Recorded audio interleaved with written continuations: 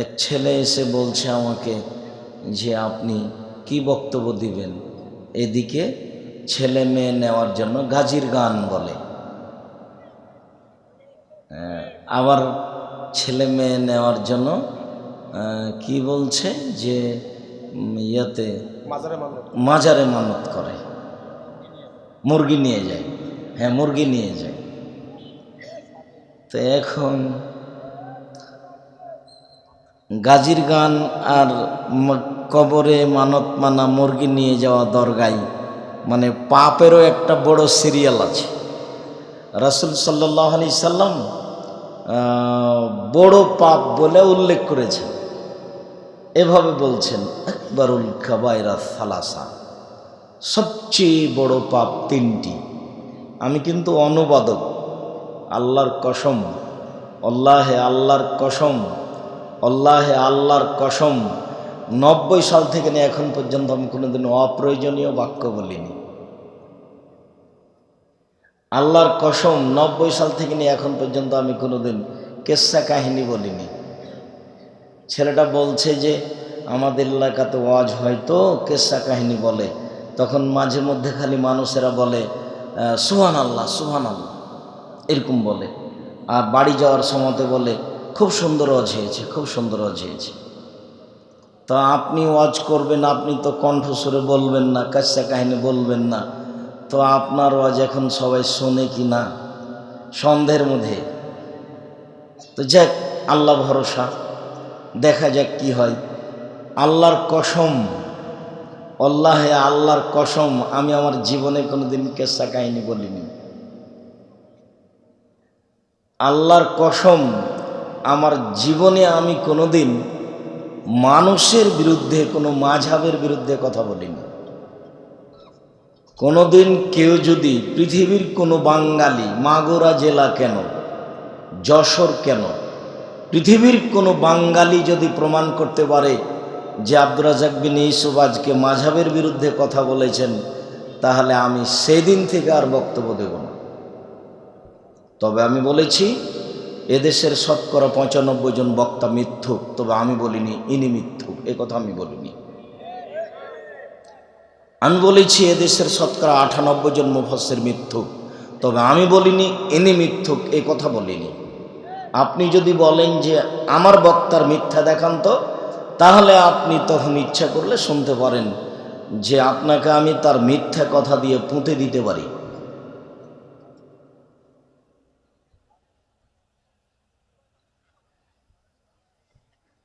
আল্লাহে আল্লাহর কসম, আমার জীবনে আমি কোনোদিন মানুষের কাছে পথ খরচ পাথেও চাইনি, 90 সাল থেকে নিয়ে এখন পর্যন্ত। কেউ যদি কোনোদিন বলে দিতে পারে যে আব্দুর রাজ্জাক সাহেব আমার কাছে পথ খরচ পাথেও চেয়েছিল, তাহলে সেদিন থেকে আমি আর জাতির সামনে কোনোদিন আসব না। আল্লাহর কসম, আমি 90 সাল থেকে নিয়ে এখন পর্যন্ত নিজের কোনোদিন পরিচয় দিইনি। কেউ যদি আমার কাছে চাপ দিয়ে পরিচয় আদায়ের চেষ্টা করেছে যে বিজ্ঞাপন পোস্টারে কিছু লিখবে, একটু বলেন, তখন আমি বলেছি আমার নাম আব্দুর রাজ্জাক আর আমার বাপের নাম ইউসুফ, বাপ বেটা মিলে আব্দুর রাজ্জাক বিন ইউসুফ। এর চেয়ে বেশি বলেছি, প্রমাণ হয়ে গেলে সেদিন থেকে আমি আর জাতির সামনে আর কোনোদিন আসবো না, বলবো যে গেলাম, আসসালামু আলাইকুম।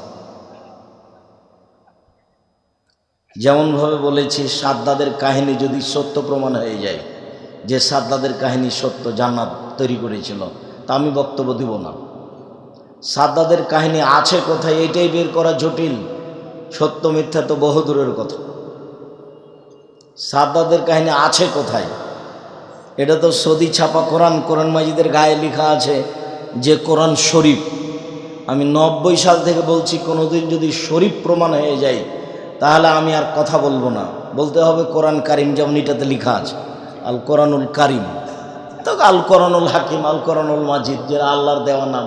কিন্তু কোরআন শরীফ যদি শরীফ কোনোদিন প্রমাণ হয়ে যায়, সেদিন থেকে অন্তত আমি আর জাতির সামনে কথা বলবো না।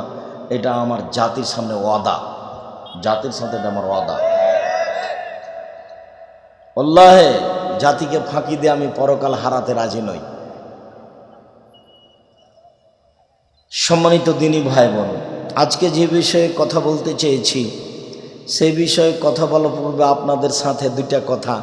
তার প্রথম কথা হচ্ছে যে আপনারা সংখ্যায় কম হলেও কথা বলবো এই জন্য যে আবু হুরায়রা রাদিয়াল্লাহু তাআলা আনহু বলেন, রাসূল সাল্লাল্লাহু আলাইহি ওয়াসাল্লাম বললেন যে উরিজা আলাইয়া আল উমাম আল মাজিয়া ওয়াল আম্বিয়া আল মাজিয়া ওয়া কওমহুম। আল্লাহর নবী বলছেন আমার সামনে অতীতের নবীগণকে পেশ করা হলো এবং তাদের সম্প্রদায়। তো দেখলাম মাররা আলাইয়া নবিউন মাহু রাজুলানে, একজন নবী আমার সামনে দিয়ে পার হয়ে গেলেন, তার সাথে মাত্র 2 জন লোক ছিল।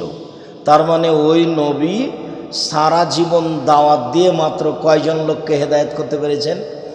2 জন। তারপর আল্লাহ রাসূল বলছেন যে মাররা আলাইয়া নবিউন মাহু রাজুলুন, আর একজন নবী আমার সামনে দিয়ে পার হলেন, দেখলাম তার সাথে 1 জন। তার মানে তিনি সারা জীবন দাওয়াত দিয়ে মাত্র কয়জন লোককে হেদায়েত করতে পেরেছেন? 1 জন। তারপর আল্লাহ রাসূল বলছেন আরেকজন নবী আমার সামনে দিয়ে পার হলেন, লাইসা মাহু আহাদুন, তার সাথে কেউ নেই। হাদিস বুখারী মুসলিম। হাদিস বুখারী মুসলিম মানে আম গাছে জাম ধরতে পারে ধরে না, অমাবস্যার রাতে চাঁদ উঠতে পারে উঠে না, সুঁয়ের ছিদ্র দিয়ে লাঙ্গলের ফাল ঢুকতে পারে ঢোকে না, সুঁয়ের ছিদ্র দিয়ে লাঙ্গলের ফাল ঢুকে যেতে পারে, আম গাছে জাম ধরে যেতে পারে, অমাবস্যার রাতে চাঁদ উঠে যেতে পারে, এগুলো ঘটে যেতে পারে। আমি যেই কথা বললাম এতে সন্দেহ আছে বলে কিয়ামত পর্যন্ত চেষ্টা করলে সরিষা ঢোকানো যাবে না। যা বলছি তাই থাকবে, তার নাম বুখারী মুসলিম। সম্মানিত দিনী ভাই বোন, প্রথম কথা আপাতত শেষ করলাম। দ্বিতীয় কথা, আলোচনার পূর্বে দ্বিতীয় কথা, খুব একখেয়ালে চেয়ে থাকতে হবে। মনটা খারাপ হলেও আমি তো মেহমান আর আপনি হচ্ছেন মেজবান, তো সম্মান সহকারেই বিদায় দিবেন। মন খারাপ করলে কেমন হয় জানেন? তো আল্লাহ তাআলা বলছেন ইয়া আইয়ুহাল্লাযীনা আমানু আতিউল্লাহ ওয়া আতিউর রাসূলা ওয়ালা তুবতিলু আমালাকুম। হে পৃথিবীর মানুষ, তোমরা আল্লাহকে মানো, রাসূলকে মানো, তোমাদের আমল বাতিল করো না। 3 নম্বর বাক্যের সাথে আগের 2 নম্বর বাক্যের মিল নেই, অথচ কোরআন মাজিদ মিল এইভাবে হতো। আসলে মিল আছে, আমি আর আপনি বুঝতে পারি না, সেই জন্য বলছি। আল্লাহকে মেনে চলো, রাসূলকে মেনে চলো, তাহলে জান্নাত পাবা। এইভাবে হলে ভালো লাগতো, কিন্তু দেখেন এভাবে আল্লাহ বলছে আল্লাহকে মেনে চলো, রাসূলকে মেনে চলো, তোমাদের আমল বাতিল করো না। তো 3 নম্বর বাক্যের সাথে আগের 2টা বাক্যের কি মিল হলো? হাদিসও একটা এরকম আছে। আল্লাহ নবী বলছেন, বুখারী মুসলিমের হাদিস, পৃথিবীর মানুষ বাল্লিগু আন্নী ওয়ালা আয়া, আমার একটি কথা জানা থাকলে অন্যকে বলো। 2 ওয়া হাদ্দিসু আন বানি ইসরাঈল ওয়ালা হারাজ, বানি ইসরায়েলের কাহিনী বলো, কোনো দোষ নেই। 3 ওমান কাযাবা আলাইয়া মুতাআম্মিদান ফালিয়াতাবাওয়া মাকাদাহু মিনান নার, কেউ যদি কোনো কথা আমার নামে বলে, সেই কথা যদি আমার না হয় তাহলে তার থাকার জায়গায় জাহান্নাম। আগের 2টা বাক্যের সাথে 3 নম্বর বাক্যের মিল হলো না। ঠিক যদি এভাবে হতো, পৃথিবীর মানুষ আমার একটা কথা জানা থাকলে অন্যকে বলো। 2 বানি ইসরায়েলের কাহিনী বলো। 3 তাহলে তোমরা জান্নাত পাবা। এভাবে ভালো লাগতো, কিন্তু এইভাবে আল্লাহ বলেননি। পৃথিবীর মানুষ আমার একটি কথা জানা থাকলে অন্যকে বলো। 2 বানি ইসরায়েলের কাহিনী বলো।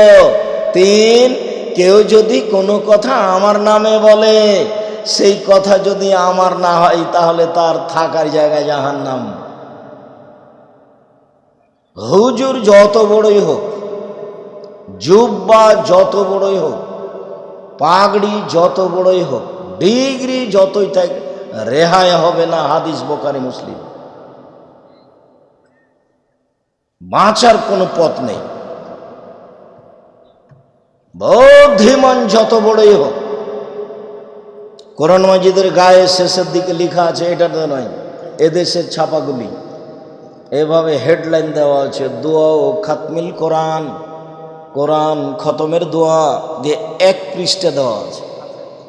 আমি বলেছি যে আমার মরা পর্যন্ত সময় থাকলো, কোনোদিন যদি এই দোয়া নবীর দোয়া বলে প্রমাণ হয়ে যায়, সেদিন থেকে আমি আর জাতির সামনে কথা বলতে আসবো না অন্তত।